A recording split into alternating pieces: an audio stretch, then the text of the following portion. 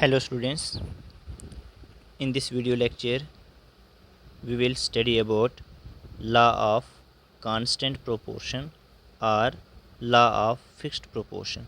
This is the second law of chemical combination. Law of constant proportion और law of constant composition भी कहते हैं.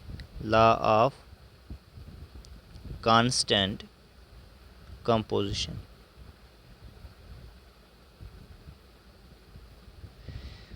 This law is given by Joseph Proust, right. ये law जो है Joseph प्रोस्ट ने दिया है. ये भी एक फ्रेंच केमिस्ट था, राइट. इन्होंने जो है एक कंपाउंड का स्टडी किया, that is copper carbonate CuCO3, right. Copper carbonate CuCO3 copper carbonate. Two forms में इसे स्टडी किया गया. लैब की सिंथेसिस में भी, आर्टिफिशियली भी इसे प्रिपेयर किया, लैब सिंथेसिस, एंड जो नेचुरली पाया जाता था उसे भी स्टडी किया. दो सोर्सेस है, एक लैब की सिंथेसिस मतलब खुद से प्रिपेयर किया आर्टिफिशियली, और एक नेचुरली. और ये डाटा जो है पाया गया कि जो कॉपर कार्बोनेट हमारे पास है इसके अंदर जो है कॉपर है, कार्बन है और ऑक्सीजन है. कॉपर है, कार्बन है और ऑक्सीजन है, राइट. तो कॉपर की जो परसेंटेज है इस कंपाउंड के अंदर वो है 51.7%. This is 39% and oxygen 9.3%. ये पाया गया. और जो नेचुरली ऑकरिंग कॉपर कार्बोनेट था इसके अंदर भी 51.7%, कार्बन का जो है 39% एंड ऑक्सीजन का जो है 9.3% परसेंटेज पाया गया, जो नेचुरली ऑकरिंग कॉपर कार्बोनेट था, राइट. तो यहाँ से प्रोस्ट ने ये स्टेटमेंट दिया कि कोई भी कंपाउंड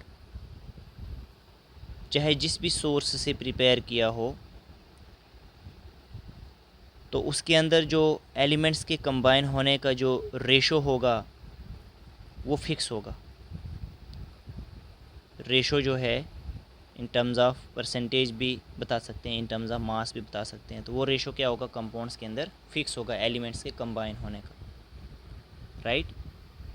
और उन्होंने एक स्टेटमेंट दिया कि a compound always contain element in a fixed ratio by mass irrespective of their source.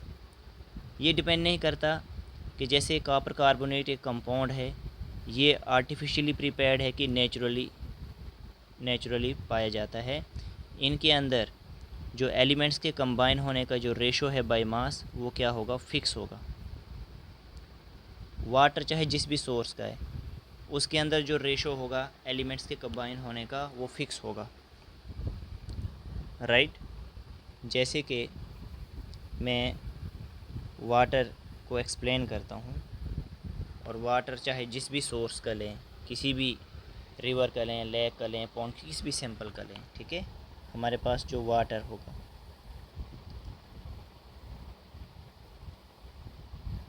अब देखिए वाटर जो कंपाउंड है इसके अंदर दो एलिमेंट्स हैं, एक हाइड्रोजन है और एक ऑक्सीजन है.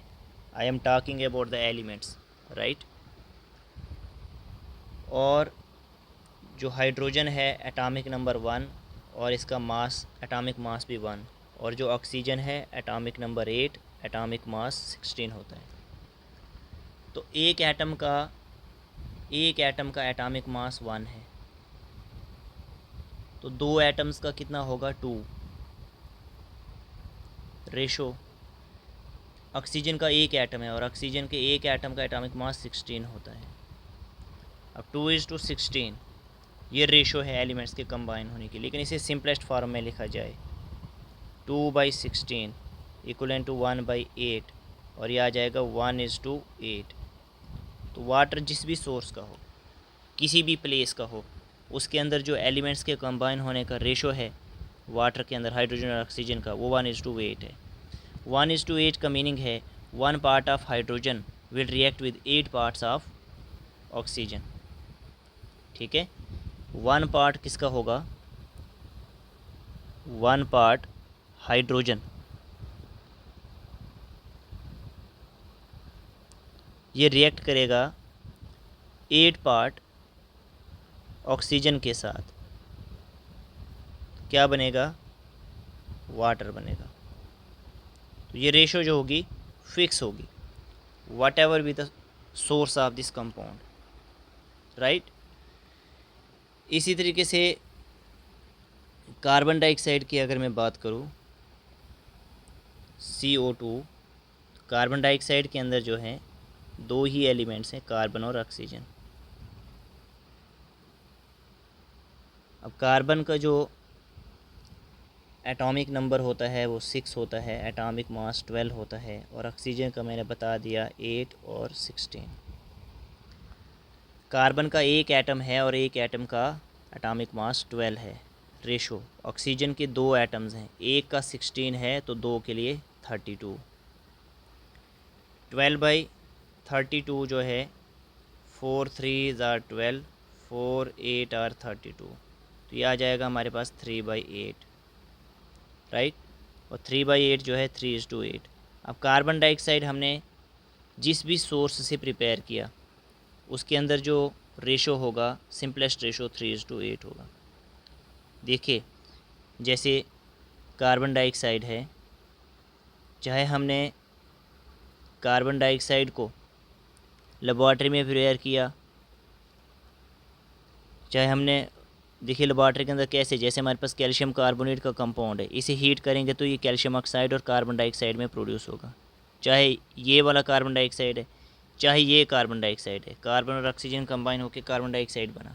यहाँ फिर हमने कैल्शियम कार्बोनेट को हाइड्रोक्लोरिक एसिड के साथ रिएक्ट किया तो calcium chloride plus carbon dioxide plus water. ठीक है, देखिए यहाँ पे भी 3 तरीके। 4 तरीका सोडियम बाइकार्बोनेट, इसको जब हीट किया तो हमारे पास ये सोडियम कार्बोनेट और कार्बन डाइऑक्साइड बना। 4 तरीक़ों से मैंने कार्बन डाइऑक्साइड गैस को यहाँ पे प्रिपेयर किया। लेकिन जो भी कार्बन डाइऑक्साइड हम लें, चाहे ये वाला लें, चाहे ये वाला लें, चाहे ये वाला लें, चाहे हम ये वाला लें, इन सब के अंदर जो रेशो होगा वो 3:8 ही होगा। सिंपलेस्ट रेशो होगा बाय मास। कार्बन और ऑक्सीजन के कंबाइन होने का रेशो जो है हर एक के अंदर जिस भी सोर्स का हो हमारे पास कार्बन डाइऑक्साइड, वो रेशो क्या होगा? फिक्स होगा, राइट। तो CaCO3 को हम कैल्शियम कार्बोनेट कहते हैं, ठीक है, मार्बल भी कहा जाता है इसे, राइट। तो ये हमारे पास जो है लॉ ऑफ कांस्टेंट कंपोजिशन कहलाता है। लेकिन इस लॉ की लिमिटेशंस भी हैं। This law is not applicable if N element exist in different isotopes, क्योंकि कोई एलिमेंट जो है उसके डिफरेंट आइसोटोप्स हो सकते हैं। जैसे कार्बन है तो carbon atomic number 12, mass number, atomic number 6, mass number 12। Carbon 6 और 13 भी हो सकता है, कार्बन 6 और 14 भी हो सकता है। अब ज़रूरी नहीं है कि कंपाउंड जो है इसी वाले से बने, वो इस वाले आइसोटोप्स भी बन सकता है, इस वाले से बन सकता है। तो इसके बारे में कोई भी एक्सप्लेनेशन नहीं दी कि कोई एलिमेंट जो है उसके डिफरेंट आइसोटोप्स होते हैं तो इनसे जो कंपाउंड्स बनेंगे तो उनके रेशो का क्या होगा, इसके बारे में कोई इन्फॉर्मेशन नहीं दिया। जैसे कि कार्बन डाइऑक्साइड कोई कंपाउंड बनाया हमने, जैसे carbon dioxide, if carbon 12 isotope combine, तो रेशो होगा हमारे पास 12:32, तो जो कि आ जाता है 3:8। लेकिन अगर हम कार्बन 14 वाला आइसोटोप का इस्तेमाल करेंगे तो फिर रेशो जो है 14:32 होएगा, और इसे सिंपल करके जो भी हमारा आंसर आएगा सिंपलेस्ट रेशो, लेकिन रेशो अलग अलग आएगी। तो इस बात को एक्सप्लेन नहीं कर पाया। You have to simply remember this law is not applicable if an element exist in different isotopes. Second thing जो है, द एलिमेंट में combine in the same ratio, element जो है सेम रेशो में कंबाइन कर सकते हैं, लेकिन कंपाउंड जो है जो बनते हैं वो डिफरेंट भी हो सकते हैं। जैसे हमारे पास कंपाउंड है C2H5OH इथेनॉल और CH3OCH3, ठीक है। ये दोनों कंपाउंड जो है मॉलिक्यूलर फार्मूला क्या है, C2H6O, मतलब यहाँ पे भी 2 कार्बन है, 6 हाइड्रोजन और 1 ऑक्सीजन। यहाँ पे भी 2 कार्बन 6 हाइड्रोजन और 1 ऑक्सीजन, ठीक है, दोनों के अंदर। तो इन दोनों के अंदर जो रेशो है कार्बन हाइड्रोजन और ऑक्सीजन के कंबाइन होने का, वो है कार्बन का जो हमारे पास, क्योंकि 2 कार्बन है, एक कार्बन का मास जो है वो 12 है, तो 2 का 24 होगा, राइट। और हाइड्रोजन 6 हैं, तो एक हाइड्रोजन का 1 है, तो 6 का 6 होगा, और एक ऑक्सीजन का 16 है। तो जब इस रेशो को सिंपल करेंगे तो ये 12:3:8 आएगा। तो रेशो तो सेम आ रही है इन दोनों कंपाउंड्स की, राइट। चाहे हमारे पास कंपाउंड C2H5OH है या हमारे पास CH3OCH3, इनके अंदर देखिए दोनों का फार्मूला क्या है, C2H6O, इसका भी यही फार्मूला है, और इसका भी देखिए 2 कार्बन 6 हाइड्रोजन 1 ऑक्सीजन। अब इनका जो ये मॉलिक्यूलर फार्मूला है ये सेम है, लेकिन ये कंपाउंड अलग अलग हैं। ये ईथर है, ये कोई ईथर का कंपाउंड है, ये अल्कोहल का कंपाउंड है। तो इनका जो रेशो है वो सेम है, लेकिन कंपाउंड डिफरेंट है। जैसे एक कार्बन का 12 होता है, 2 का 24 रेशो एटॉमिक मासेस का, 6 हाइड्रोजन का 6 इंटू एक ऑक्सीजन का 16। तो जब इसे सिंपल किया जाता है, डिवाइड किया जाता है इस रेशो को, तो ये कितना आ जाता है हमारे पास, 12:3:8, 12:3:8, 2 से डिवाइड किए सारे, राइट। तो रेशो दोनों के अंदर जो है इन एलिमेंट्स के कंबाइन होने का बिल्कुल सिंपल है, लेकिन कंपाउंड्स डिफरेंट है, तो इसको भी जो है एक्सप्लेन नहीं कर पाया ये ला, राइट। तो ये इसके लिमिटेशन है।